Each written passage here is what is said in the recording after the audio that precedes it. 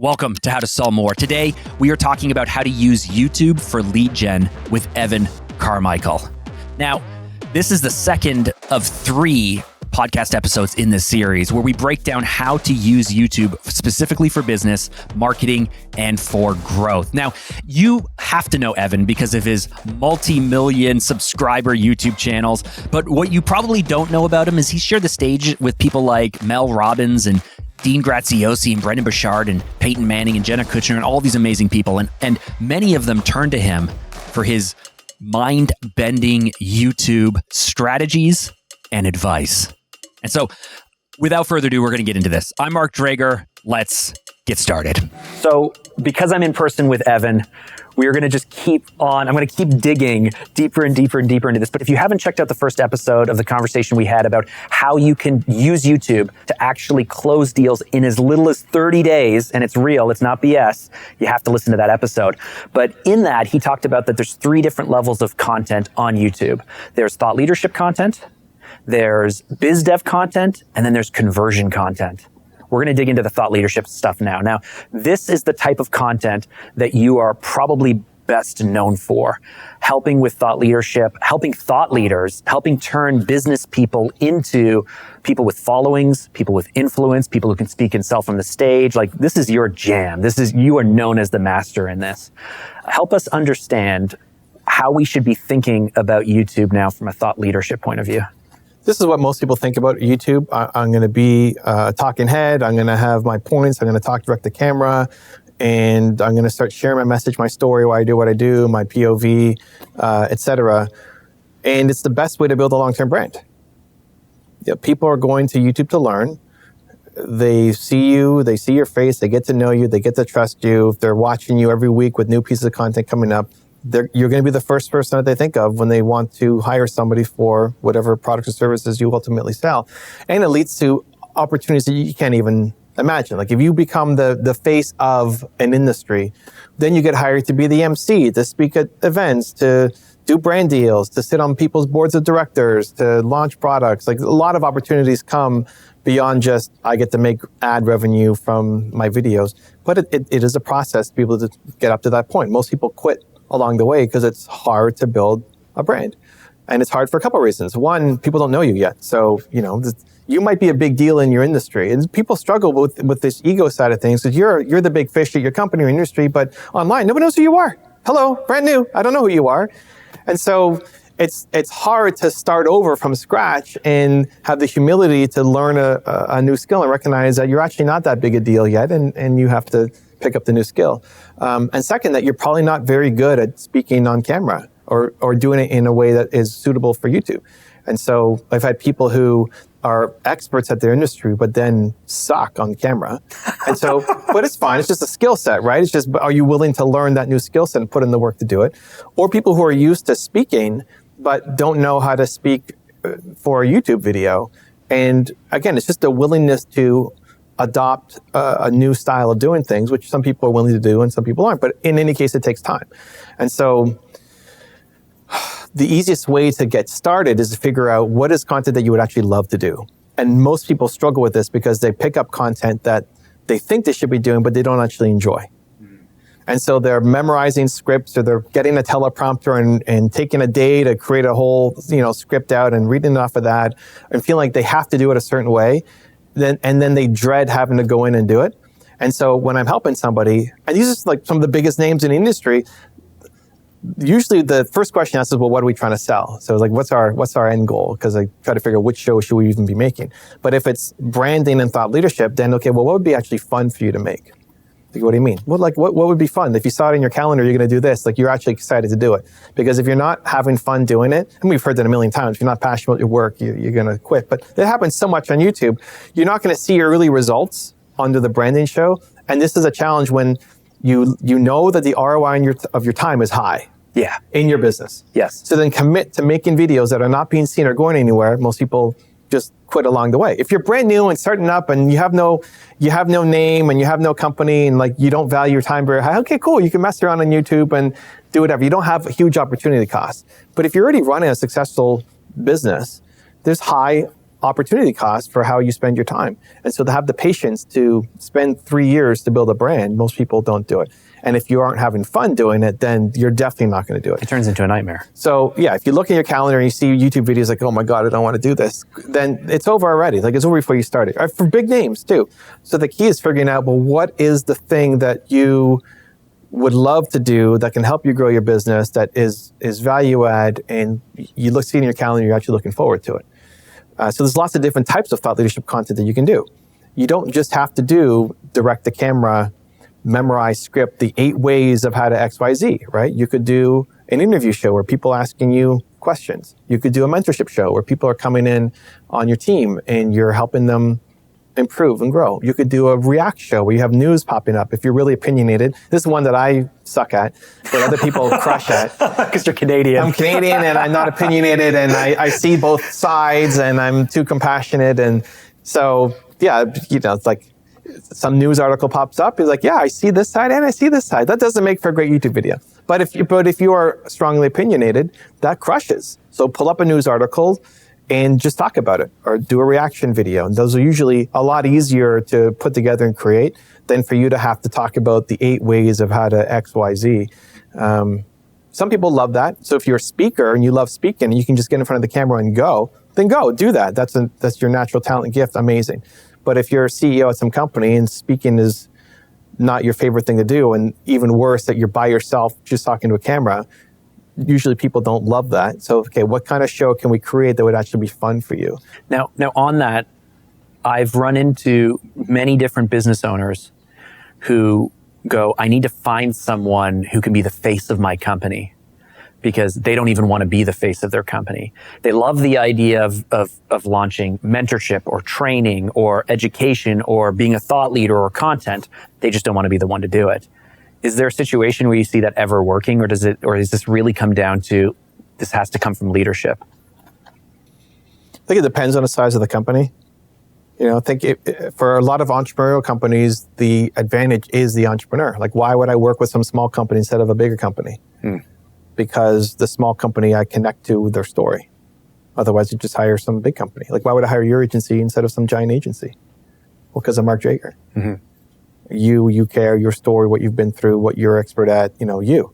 If you said, I don't want to be the face, I'm going to give it to Susan on my team to be the face. Well, like, who the heck is Susan? I don't know if you actually have a Susan on your team. I hope not. Put Susan under the bus. But like, why is Susan? I'm here. I'm just going to go hire some big company. If you're going to be corporate, I'm going to just go hire a corporate. Why would I hire you? Yeah. So it's the ability to tell the story, and usually team is just not as good as the entrepreneur to tell the story. You don't have to be the most charismatic person. You don't have to be the most over-the-top person.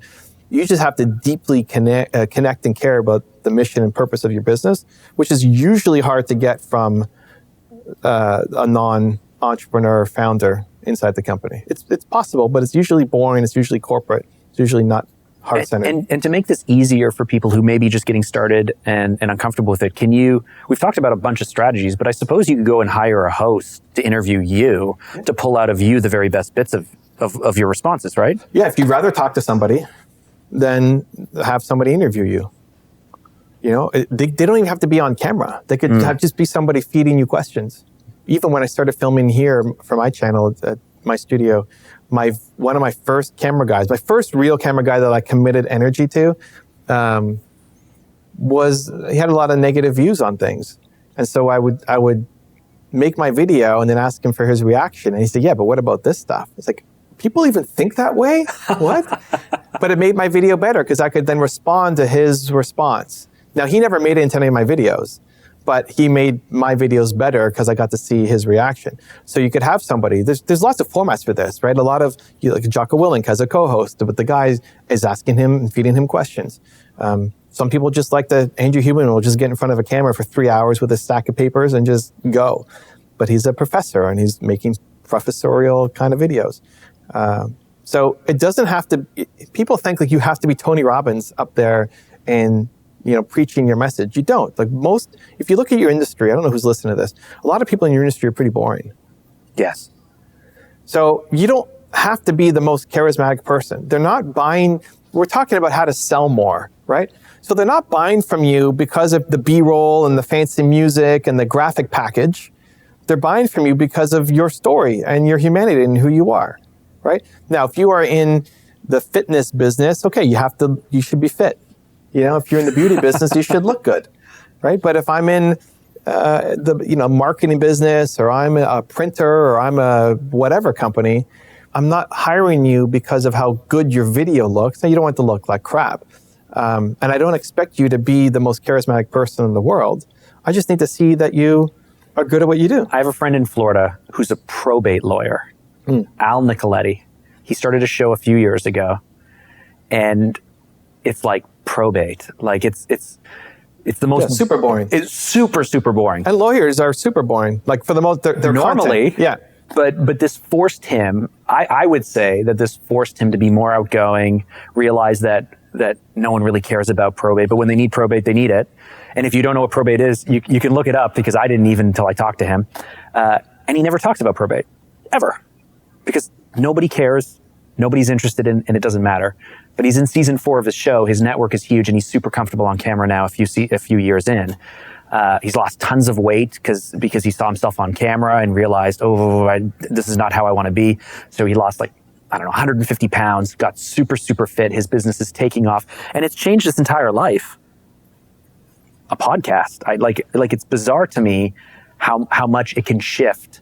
Just making yourself a thought leader, putting yourself out in the spotlight, and having to stand for something and be that person. But have you seen all of the soft benefits as well with the people that you're working with, in terms of how just pushing yourself out there makes you more well-rounded as a communicator, a leader, or whatever it might be?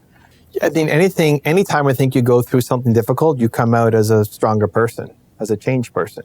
And so for a lot of people, public speaking is the most terrifying thing to do. And now we're not just public speaking, we're recording it, and it's on YouTube for anybody around the world forever. To see. Right. And so that takes a lot of courage at the beginning to get going. A lot of these fears are just in our head, like most fears. You think, I'm going to make this video, and you think 1 million people are going to watch your first video of you sharing about the probate law? Like, nobody's even watching your first video, dude. It's not that big a deal, right? So we're worried that people are going to watch it, but then we're also worried that nobody's going to watch it, right? Yeah. Like, what's the point of doing this? Nobody watches it. So, what do you want? You want people to watch it, or you want people not to watch it? So we stress out about these things, but I think anytime you go through something difficult, like making a YouTube channel, like doing a triathlon, like whatever, you become stronger, you become better, you challenge and grow. And like, shout out to your old podcast of We Do Hard Things. You change and grow when you do something hard. So definitely, I see it a lot, but I don't think that's the reason why you want to get into starting a YouTube channel. It's definitely a side benefit, but the point is we want to sell more. Like, why are we here? You have a business. And when you have a giant impact, you're able to sell a whole lot more. And again, as you continue to build your brand, so many other opportunities will come up to you that you can't even realize or think about right now. Alex Hormozi is a great case study or example, where he was building all his marketing, direct marketing, having, whatever, $100 million net worth, et cetera, and then saw that one of the Kardashians had more net worth than he did. It's like, how is this possible? Like, I'm so much better as a business person than this person. And he goes, well, because they have brand and you don't, because you're just doing direct marketing. And so you need to build a brand. And that's what pushed him over the edge to say, I need to go and build a brand, because ultimately I'm going to sell way more if people know me and like me more than just they saw one of my advertisements. And that has been a big shift in the industry, where we've seen lots of people move over from direct marketing starts to now building a brand. Going back to like Seth Godin, and then Dean Graziosi and Brenda Burchard, and like people who cut their teeth on direct marketing. A big part of that was the fact that the platforms that used to be so cheap to buy attention and awareness for, that allowed you to have really strong returns on just direct response, have become far more expensive. And far more competitive. So it's almost like the market has priced itself out, where brand is one of the only solutions.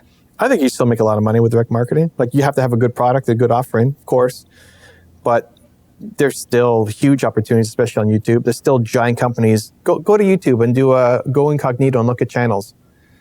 How many giant companies are you seeing there? You're not seeing most of the big companies with the huge budgets. They're still spending on TV. Like, you're not seeing the huge campaigns come in, at least on YouTube. That's what I'm more an expert at. So there's still giant opportunities, but it's not that, I don't think it's been priced out of the market. I think you have a good opportunity. You can still make a ton of money. Brandage is better. Brandage is better. Like long-term, brandage is better. Again, what are your goals? What's your timeline? You say, I have to make money in the next 3 months. Brand is going to be a waste of time. And for most entrepreneurs, brand is a waste of time. At the beginning, brand is a waste of time. Like if you're just starting the company, don't focus on brand. You need sales. But longer term, right? If you're looking at a 3-year window, 5-year window, 10-year window, like brand is the only thing that matters. Like you'll sell way more through brand than you will through pay-per-click or any kind of direct marketing.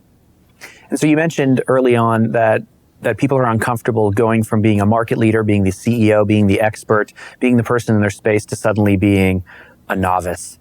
And it's uncomfortable.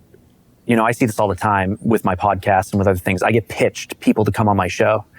And it's like, this is the person who built $1 million lawn care company. And I go, okay, right? Like, good for you, but I don't understand why you're any different than any other business owner who's built $1 million company. You're so bougie now, Mark. Apparently. No, but I want more of a pitch. I want to know more. I want to know more about, it's just not enough to have built $1 million company. Cool. What else? And so you move from your industry to suddenly realizing, maybe what I've done is not that special. I remember having the head of HR for Chick-fil-A get pitched to me. Cool. You're the head of HR for Chick-fil-A and you wrote a book. Like, I guess if I was in that space, it'd be interesting to me, but it's just not that big of a pull. It just didn't hit me.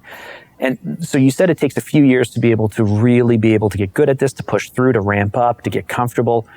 What KPIs should we be focusing on? Like how do we measure progress and wins? And does that change from certain milestones or as we move from year 1 to year 2 to year 3, just so we don't give up, so we realize we are in fact making progress? What should we be looking at? So I would split that into 2 buckets, where the first is what you're talking about is like being a guest on other people's shows, because that's much more of a campaign around something, right? Like I'm trying to launch my book, or I've got this thing that I'm promoting, that you hire a PR firm and you go on a bunch of shows. Cool. That's not really building a long-term brand. You're if somebody wants to come on your show, they're trying to connect to your brand and your audience, but they're not really doing long-term value for their brand so much. The challenge that I see is when people they've done more than $1 million. They've done $100 million. They've sold their business for $1 billion plus. These are real people who then they have to start over, and they don't want to start. They're used to team. They're used to everything being done for them. They're used to people treating them with tons of respect, and like they worked their way up for 10 years to build this thing, and now they sold it, or they're at the top of the mountain. It's like nobody cares about you online. Like, what do you mean I got 5 views on that video? Right? How do I get there faster? Well, and they don't want to hear that the answer is them. Like, no, like you suck. Right? Like that's the problem, right? That's honestly why people will value talking to me, because I'll tell the person who's running a $200 million company that they suck with their YouTube videos. Because everybody else is trying to placate them and like, no, like, dude, you suck. You see how you did that there? That's terrible. Look at your retention is going to be ass. Nobody's going to watch this thing. You need to get better at this thing. While still paying respect to like what they did. But a lot of people will they just expect to win. They're so used to winning that now they can't handle losing. But it's like, it's a brand new thing. Why do you expect to just win out of the gate? And that expectation of winning, and more even fear of losing, means they don't start. The number of people sitting on shows, sitting on channels, sitting on ideas and just not starting because they don't want their first show to suck. Like, it's going to suck anyway. I mean, you could throw ad budget or whatever against it, but it's still going to suck. So we just need to start getting going. People need the reassurance. So in terms of KPIs to look at, I would just expect the first 10 shows to suck. Like, just expect them to write them off. It's a write-off. No matter what you do to try to make it great, cool. Like, don't even watch them back. It's a complete write-off. We're just getting to the gym. We're just starting to get some reps. This show is my 4th show I've launched. I've been podcasting for 8 years. So this is my 4th show, and part of me secretly is like, we're just going to get them out. And then the other part, because, we're building an audience and everything else and moving people over from my other shows. But the other part of me is like, these are so good. It's a shame that no one is like, oh, these are so good. I want people to hear these. I want people to see these. These are so good. It's good. But Mark, in 5 years, will look back at this one and say, that wasn't that good. Like, what was your first podcast? The Not So Corporate Podcast. That was a disaster. You hated that. Talk about a train wreck of a podcast. And you loved that title, Not So Corporate? Yeah. Not just the title, you loved some of the episodes. I remember like giving you a hard time on some, like, Mark, this is just a complete they're still up on YouTube somewhere. Train wreck. It was bad. Now, but looking back now, you can... Oh, they're terrible. Right. But in the moment, you thought they were great. You're like, this is really good. My second podcast that we did together, Something to Prove podcast. Yeah. That had some pretty bumpy episodes as well. Yeah, well, that's fine. That's learning. You got way better as a podcast host with We Do Hard Things. Like, way better. Even within years. Episode 1 versus... way better. 160 or something episodes, 3 years in, for sure. So, yeah, and now there's a new show. Great, cool. I mean, awesome. It's you're evolving and getting way better each time, but you're still going to be better in 5 years than now. And so who cares what the first 10 episodes of this one on sales, right? It doesn't matter. Oh, they're so good. but you have to be willing to, because if you're so attached to the first 10 working and then they don't, then you stop. Like, why am I doing this? It's a waste of time. Yeah. Okay. So we write off the first 10, but if it's going to take 3 years again, how are we gapping and gaining this? I want to focus on the gain, not the gap falling short of our expectations. Yeah. I have my own thoughts on that. on that. We'll save that for another episode. I think if you actually said this is going to take me 3 years, everything else changes. Because if you're thinking 3 years, you don't care about where you're at month 1. Like, what are we measuring? Okay, you can measure views, you can measure retention, you can measure subscribers, you can measure comments, you can measure email signups, you can measure, did we hit the top Apple, iTunes, whatever? Because we're talking about YouTube. He's making fun of me now. Mark came in, he's like, we're number 60 on the whatever. Like, it doesn't matter. But fine, if you need that, cool, great, But like, if you're thinking 3-year window, like, I'm not even going to look at things for 3 years, or not judge myself too harshly for 3 years. Of course, you're going to start looking at the main metrics everybody else looks at, the big numbers of views and subscribers, and then the qualitative of, like, this changed my life, or this made me $1 million or whatever. But the biggest one is just the patience to know that I'm committing to this for 3 years. I'm going to do 100 episodes, and I'm committing to this for 3 years. Is there a certain point in your experience where it stops being fun and it turns into work? Yeah, that's why you got to pivot. You got to pivot away, because there are times where I go, with things I've done where I was like, this is the mark of a true professional, right? It's not always going to be fun. It's not always going to be like showing up and doing what you need to do is a mark of a true professional. So we're sitting here in my studio in Toronto. Yeah. I'm running a 3-day mastermind. I've got my film crew here with us, so as we're getting all this, gear and audio and everything. I've just done 6 different one-on-ones with people. I have dinner tonight and then a giant 2-day event over the next 2 days. Plus, you've made like 14,000 videos or something. I'm sitting here like with a headache from doing all the shows. I don't really feel it, but I will after. And why I invited you to this. It wasn't even that you asked me. It's like, Mark, I'm looking at my window. I've got an extra little chunk here that I have my crew, and we don't have anybody to talk to. Like, do you want the spot before I fill it up? And you said yes. I was like, so we're here doing this, but this doesn't work. Like, even though I've got a headache, this is fun. And I think the second that you look at your calendar and say, this is work, on a one-off, sure, whatever. You didn't sleep well, you don't like the guest, whatever, cool. But if that's consistently happening, you'll never win doing work that you hate. Like, you'll never crush it on your podcast if you show up every day and you don't like the podcast, or you don't like the guest, you don't like what you're doing, which means you have to pivot. It may mean I don't know the backstory behind stopping We Do Hard Things and moving to what's the new sales one called? What's this one called? How to Sell More. How to Sell More, right? Great, there's a story, right? I mean, at some point you stopped liking doing that, or it wasn't working, or they ran out of time, whatever, but it wasn't, okay, that's it, I'm done all podcasting, I'm never talking to anybody again, I'm just going to go and do something else. Like, no, I'm going to launch a new show. And so everything has a time and place. But yeah, if I look at my calendar and I'm consistently not liking when something shows up, then you have to move on, because you're not going to win doing work that you hate. So good. Okay, let's wrap this one up. We're talking about thought leadership.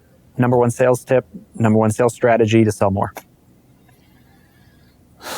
Tell me what you believe about something in your industry that other people don't believe. So when you're talking to customers, you know if somebody's already successful in business, you're asking and answering the same 30 questions on repeat, right? There's like not that many new situations. And you're telling your client something that they don't know or they don't believe, right? If they knew everything that you knew, they wouldn't be asking you questions. So there's something that you know that they don't believe is possible, and you're showing them, oh, this is possible. So lead your videos with a powerful opinion. What do you believe about X that other people don't believe? And start the video with that.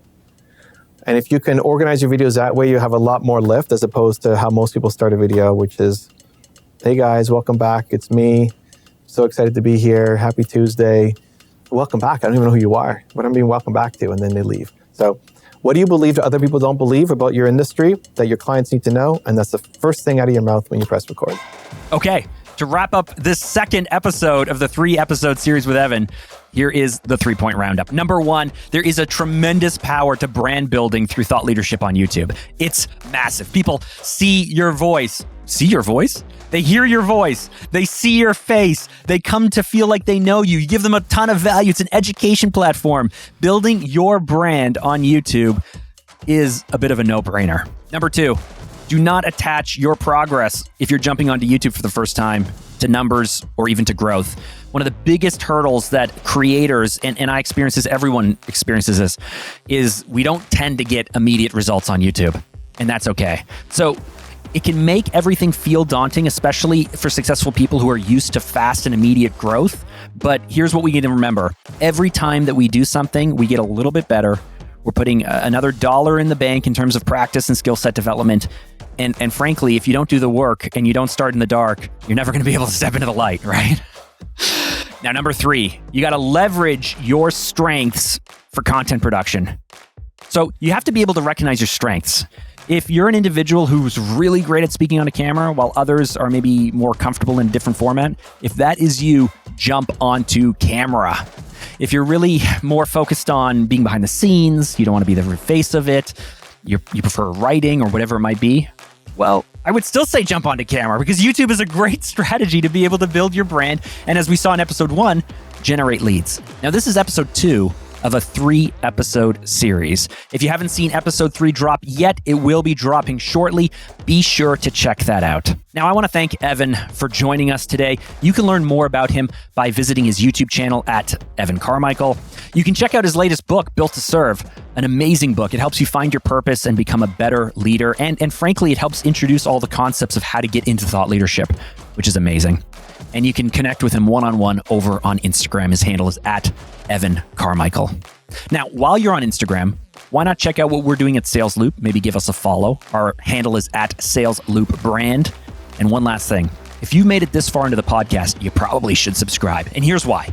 Every week, we break down and share advanced tips and strategies, just like what Evan shared with us, to be able to boost your business growth and drive sales. With that, I'm Mark Drager. We'll catch you in the next one.